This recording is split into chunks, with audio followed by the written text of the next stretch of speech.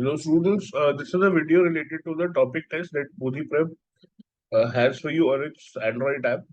The idea of these tests is once you have gone through the basic concepts of a topic and practiced that topic, you can take the test to understand whether you are ready with that topic for the exam or not. Once you take a test, that is when you go through this video. So the in this video, we'll tell you or give you a brief perspective of the level of difficulty of the test, which question should have been attempted, and the kind of time that you should invest with each question. If you do like the test and the video, there are more than 200 topic tests that are available on the Android app of Bodhee Prep. The link for the app is in the description below. So you can just download the app and go through these tests and get cracking on your exam preparation. This video is about it contains the topics on factorial, cyclicity, and base of number system. And this is the fourth test on these topics in the app. Overall, the test is of moderate level of difficulty and about 6 questions. Net correct would mean that you get a 95 odd percentile. And the ideal time for this test should be 19 to 22 minutes, where you go through all the questions, and from the 10, you're able to get 6 questions net correct. If we start with the questions, question number 1, which of the following cannot be the number of digits, the product of 9 11 digit numbers? 9 11 digit numbers. Now 11 digit numbers would be, or they will start from 10 raised to power 10. So this will have 10 zeros and a 1, 11 digits, and they will go up to 99999, which is nothing but 10 raised to power 11 minus 1. 10 raised to power 11 would be the first number which has 12 digits. Minus 1 will be an 11 digit number.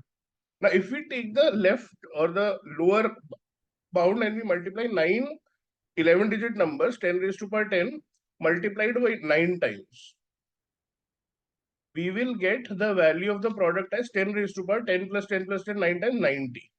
So this will be a number which will have 1 followed by 90 zeros. And therefore there will be 91 digits in this product. Any number which is greater than 10 raised to power 10, if they are multiplied, obviously the number of digits will be 91 or higher. Therefore 90 cannot be the number of digits in the product, because at least 91 digits have to be there. So this becomes my answer, because I have to find out which cannot be the number, and the question is done. Just to check for the upper bound as well, if we look at 12 digit numbers and we multiply the smallest 12 digit numbers, 9 smallest 12 digit numbers, 10 into 11, 9 times, we'll get the result as 10 raised to power 99. As we can see, this has 100 digits. So the product of 11 digit number should be less than this. So the answer has to be less than 90. So this product can have anywhere between 91 to 99 digits, and therefore 95, 96 and 99 are possible, 90 is not. But again, just looking at the lower bound, we got the answer because that was the only uh, value which was less than 91. That would be good enough in the exam as well.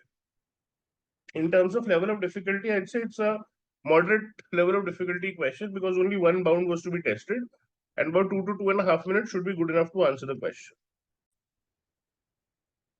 N factorial is completely divisible by 13 raised to power 52. Therefore, N factorial has to have the power of 13 and 52. 52, 13 has to be there 52 times. What is the sum of digits of the smallest such number n? So basically, n divided by 13, highest integer function, plus n divided by 13 square. So basically the number we get from here, this should add up to 52, because we want the number to be smallest.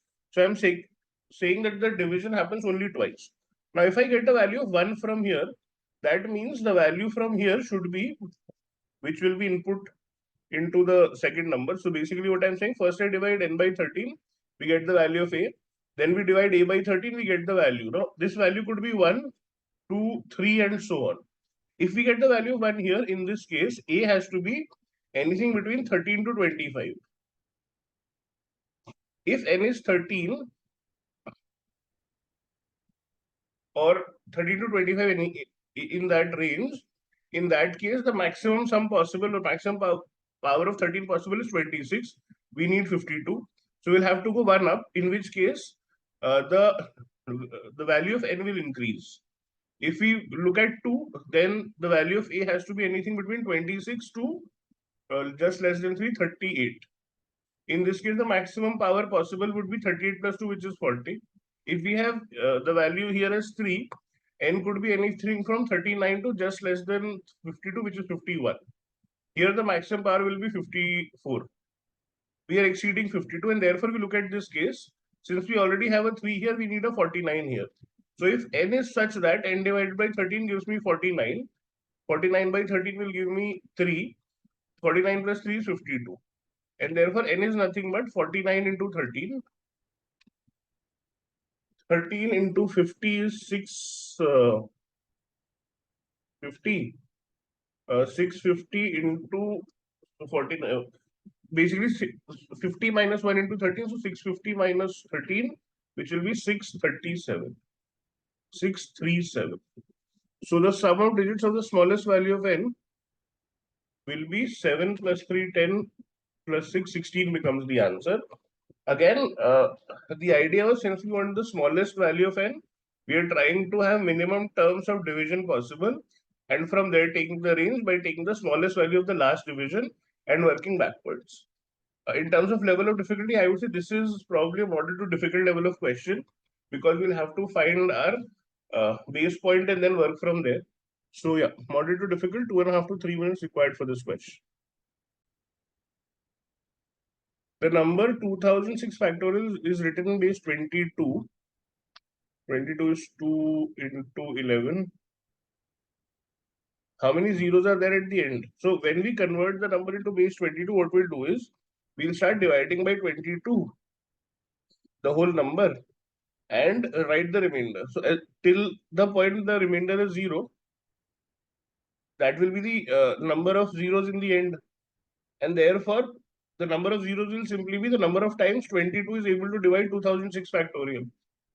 So basically, we have to find out highest power of 22 in 2006 factorial. Very clearly, when we look at 22, 2 and 11, 2 will not be the limiting factor. There will be fewer 11s.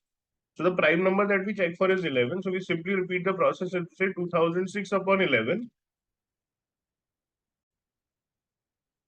which will be 11 ones are 11, 9 0, 11 8 are 88, 2 6, 11 2s are 26, 22. So 182 greatest integer function.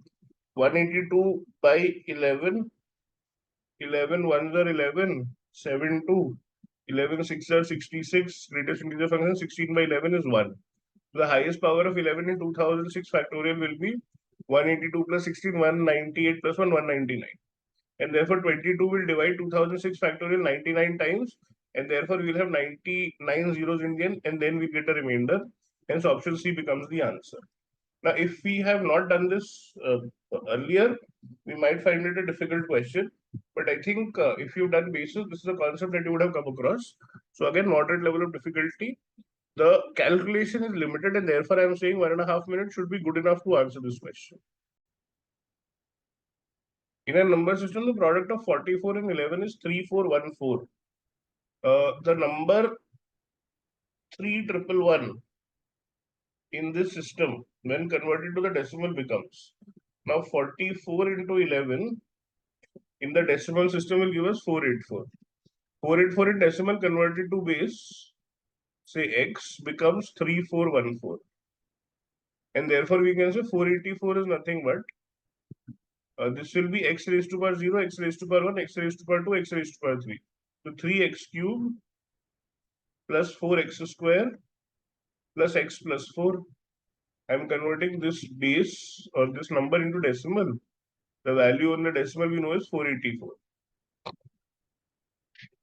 So 480 is equal to 3x cube plus 4x square plus x.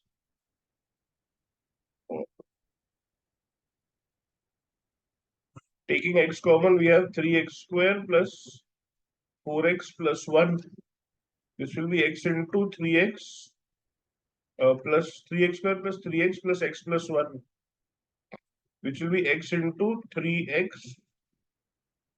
into x plus 1 plus 1 into x plus 1, which finally becomes x into 3x plus 1 into x plus 1. This is 480. Now we can see that x plus 1 are consecutive numbers. 3x plus 1 will be roughly thrice the number. So just to get a value of x from hit and trial, what I'm doing is I am dividing 480 by 3. So this should be roughly equal to x into x plus 1 into x plus 1. Not exactly, but very roughly. So instead of 3x plus 1, I'm taking this as 3x plus 3 and trying to solve. This gives me 160. And the product of three consecutive numbers almost, or three numbers which are very close to each other, is 160. So 160 I'm saying is approximately equal to y cube. So if you look at the numbers, if you put x as 5, that cube is very close to 160. So I'll check with 5. X being 5, 3x plus 1 becomes 15 plus 1, 16. X plus 1 is 6. 5, 6 are 30, 30 into 60 is 480. So that gets satisfied, and therefore the value of x for me becomes 5, the base. Obviously, since this is a cubic equation, there will be more values, but again, those values will either be negative or maybe also not real values. 5 is a base which satisfies my condition. Now, the number 311 in this system and converted to decimal. 3111 in base 5. If we convert it to decimal, it will be 1 into 5 raised to power 0 plus 1 into 5 raised to power 1 plus 1 into 5 raised to power 2 plus 3 into 5 raised to power 3. This becomes 3 into 125 plus 25 plus 5 plus 1, which is 375 plus 25. The last digit is 1, not 0. Plus 1 here. Plus 5 plus 1. 400 plus 6, which is 406, becomes the answer.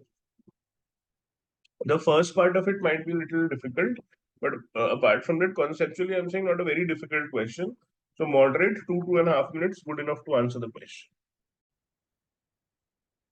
If A is 2 raised to power 15 into 3 raised to power 17, and X represents the sum of factors of A, find the last digit of X.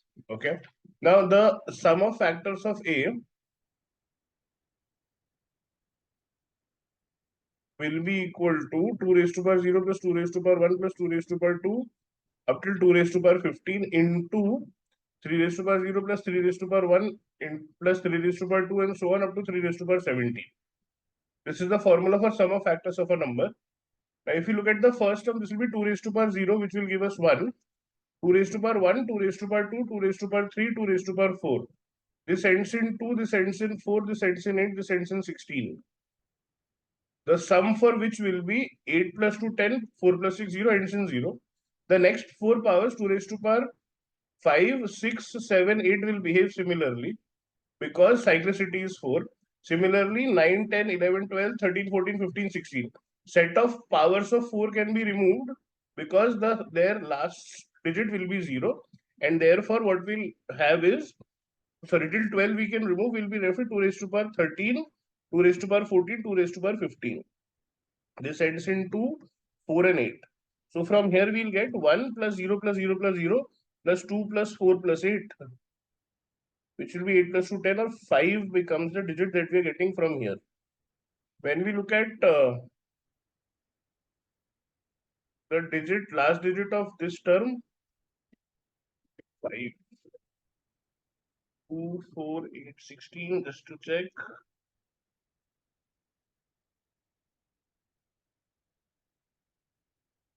13, 14, 15.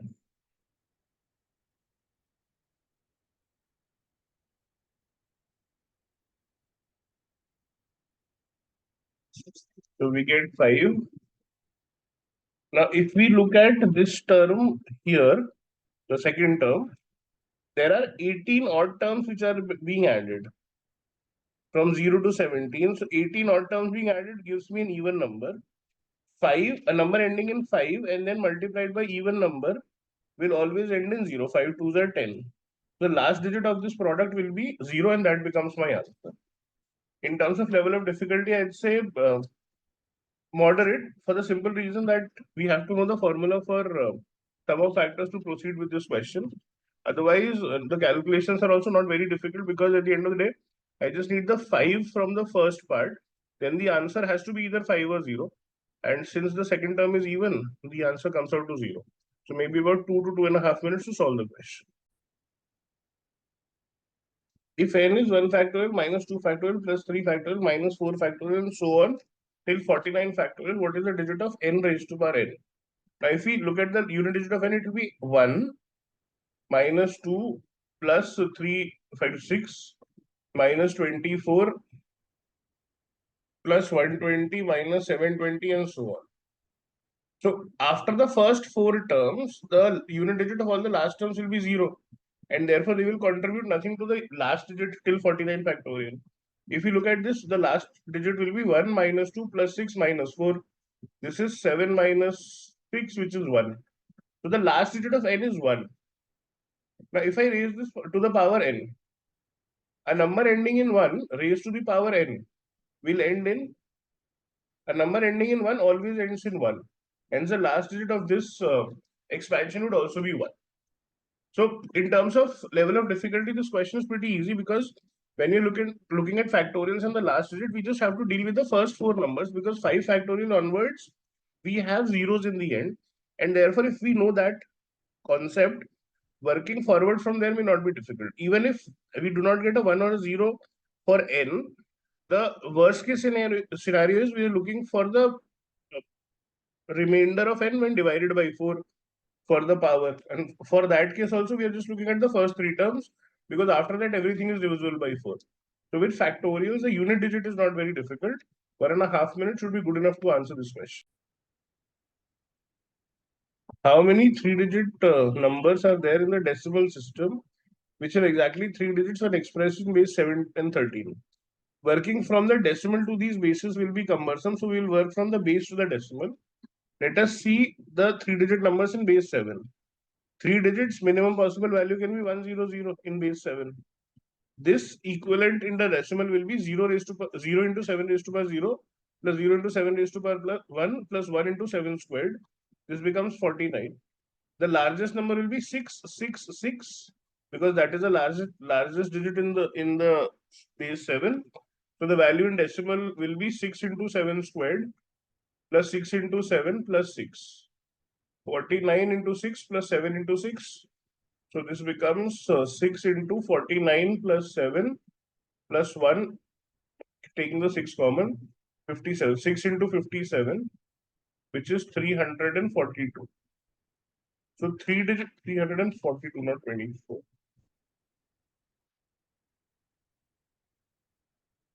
So if we look at the number line, all numbers from 49 to 342 in the decimal system, how many 3 numbers are there in the decimal system? All of these numbers will lie or will be 3-digit numbers in the base system 7, base 7.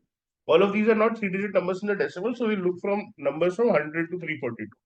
But first, let us look at base 13.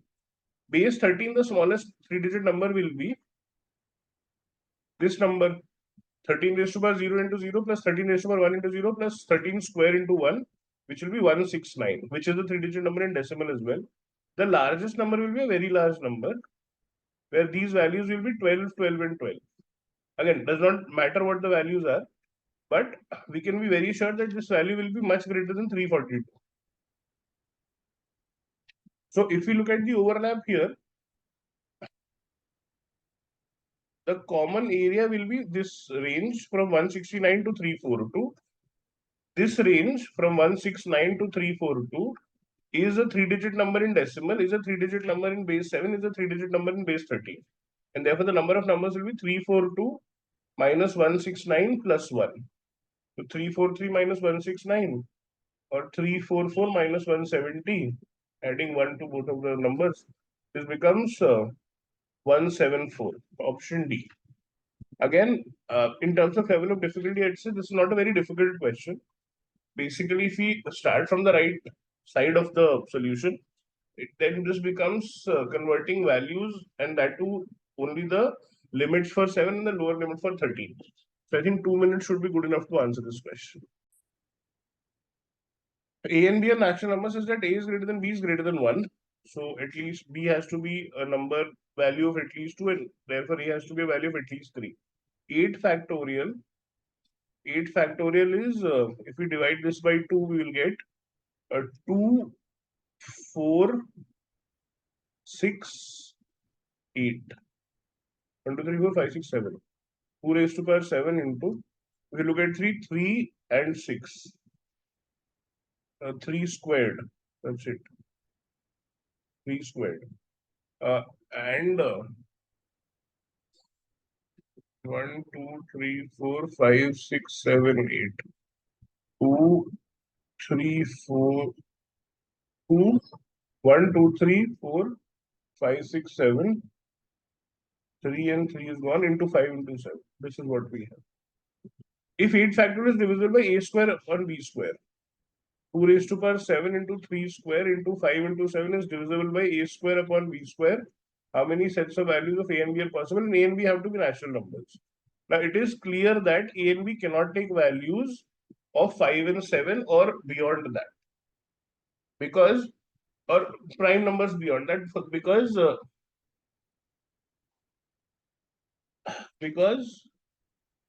the denominator is squares, and therefore I'll start making cases starting with b because b is a smaller number. Case 1, when b is equal to 2, smallest value that it can take. So we are left with 2 raised to power 7 into 3 square into 5 into 7 upon a square into 2 square. This leaves us with 2 raised to power 5 into 3 square into 5 into 7 upon a square. So here we can clearly see a can be 3 because 3 square will be divisible. If we look at 4, 4 square is 2 square. A could be 4 because if you put a as 4 here, we get 2 squared of 2 square, which is 2 raised to power 4, which is less than 2 raised to power 5. So that will also work. A cannot be 5. A could be 6 because we have 2 square and 3 square. A cannot be 7. A cannot be 8. 8 would mean 2 cube raised to power 3, which will be 2 raised to power 6. So these seem to be the 3 values for A and B in this case.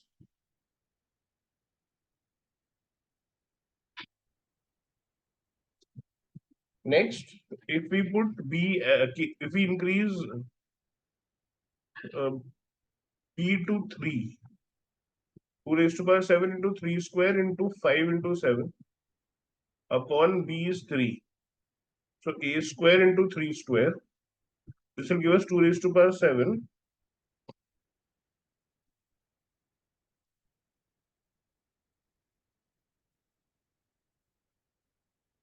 into 5 into 7 upon A square. We can keep A as 4 because 2 square into square is less than this. We can keep A has to be more than 3. 4, 5 is not possible. 6 is not possible because there is no 3 left. 7 is not possible. We can also keep A as 8. Because if we keep A as 8, we'll get 2 raised to power 7 into 5 raised to power into 5 into 7 upon 2 cube square. This is 2 raised to power 6, which is less than 2 raised to power 7. Beyond it, nothing will be possible. Case 3, if we put B as 4, 2 raised to power 7 into 3 square into 5 into 7 upon A square into 4 squared. 4 squared becomes 2 raised to power 4. This will be 2 raised to power 3 into 3 squared into 5 into 7 upon A squared. Here we can have A cannot be 5, A could be 6, 3 square into 2 square is available. 7 is not possible, anything beyond that is not possible. If we put B as 6, then the value of A cannot be more than 6 because 3 square and 2 square will disappear. We'll have only 2 raised to power 5 left. And therefore, A square has to be less than 2 raised to power 2.5, which will be less than 6. And therefore, the solutions possible are A being 3, B being 2, 4, 2, 6, 2, 4, 3, 8, 3, and 6, 4. Hence, 6 solutions are possible. I will call this a difficult sort of a question because you'll have to make cases and it is very easy to assume that A and B are prime. So that kind of a mistake can always happen in a question like this. At least 2.5 to 3 minutes to solve the question. What is the find the largest power of 27 which divides 100 factorial upon 15 factorial?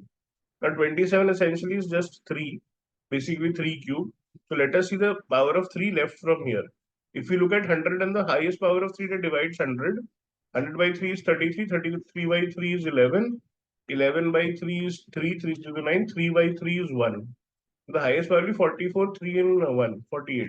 So 100 factorial basically has 3 raised to power 48.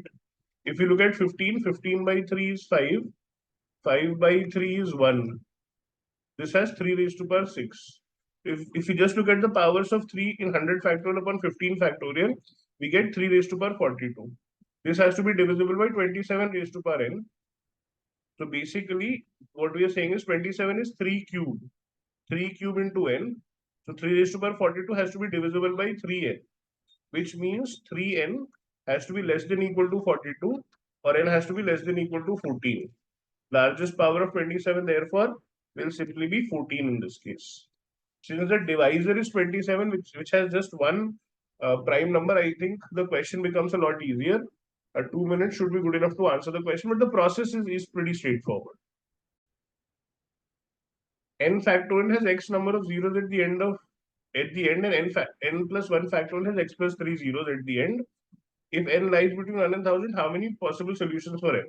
Now, if n factorial has x zeros and n plus 1 factorial has x plus 3 zeros, that means the power of 5 increases by 3. Therefore, the number of zeros will increase by 3. That means if I look at n plus 1, n plus 1 has to be a power of n plus 1 has to have a power of 5 as 3. So therefore, n plus 1 could be the smallest number of with the power of 3 is 125. Start multiplying 125 by other numbers. So 250, 125 into 2, 125 into 3, 125 into 4. When we say 125 into 5, that is 625, this will have the power of 5 as 4. So if 624 has x zeros, 625 will have x plus 4 zeros because there are 4 fives being multiplied, so that will not be counted. Next, 125 into 6, which will be 750, 875, and then we'll reach 1000. So 1, 2, 3, 4, 5, 6. 1000 is included.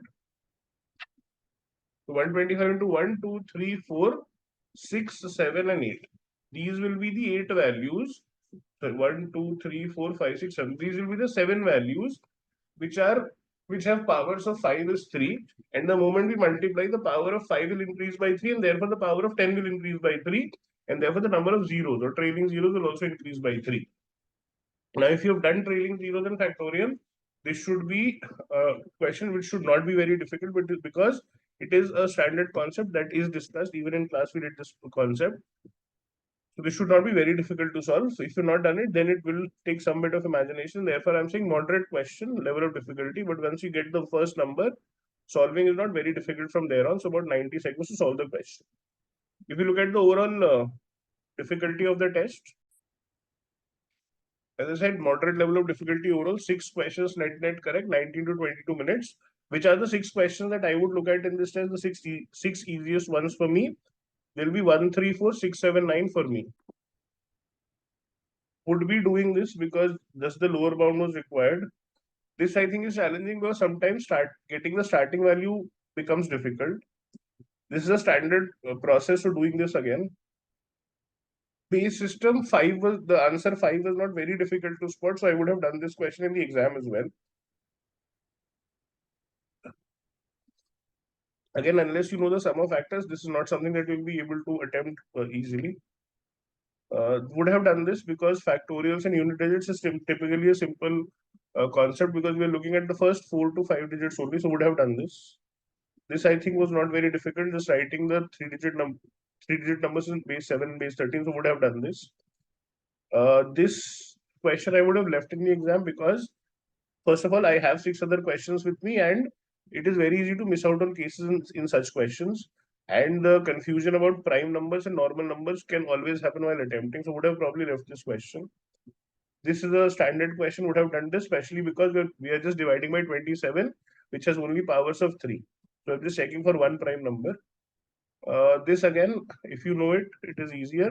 Figuring it out in the exam, for the first time might not be very easy, and therefore my 6 questions would be 1, 3, 4, 6, 7, 9, to get a 95 plus sort of a percent.